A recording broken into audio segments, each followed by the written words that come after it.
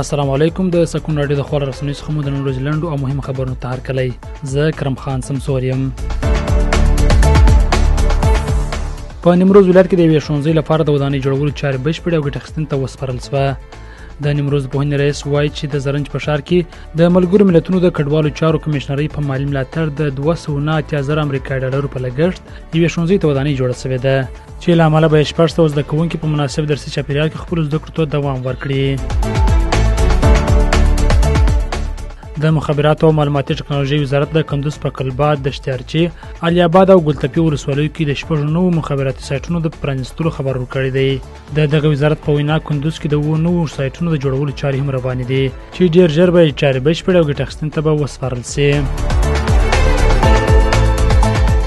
په عمان کې د افغانستان د سرپرست حکومت سفیر دغه هیواد د کار وزارت له مرستیال خالد بن سالم الغماري سره کتلې دي. د افغانستان سفارت لخوا په خبره شوې خبرپاڼه کې راغلي الغماري هم دغه کتنې کې د کاري ویزو د ورکولو په برخه کې د همکارۍ ژمنه کړې ده او دا چاره د دواړو هیوادونو ترمنځ د همکارۍ پیاوړتیا لپاره مهمه ګڼلې ده.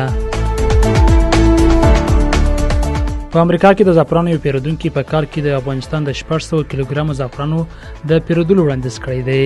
د امریکا نړیوالې پراختیایي ادارې ویلي هغوی د پاریس د 2023 په نندارتون کې دغه وړاندیز پر تثبیتولو بریالي شوي دي چې په کال کې دغه وړاندیز شوو زعفرانو د پلور ارزښت $1,080,000 ته رسیږي.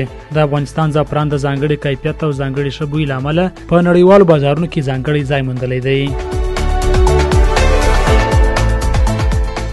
او د امریکا د ولسمشریزو ټاکنو جمهوریت غوښتونکو نومان ډونالډ ټرمپ د پایلو له رسمي اعلان وړاندې خپلو پلویانو ته د بریا مبارکي ورکړې او ویلي دي چې خپلې کړنې ژمنې به عملي کوي.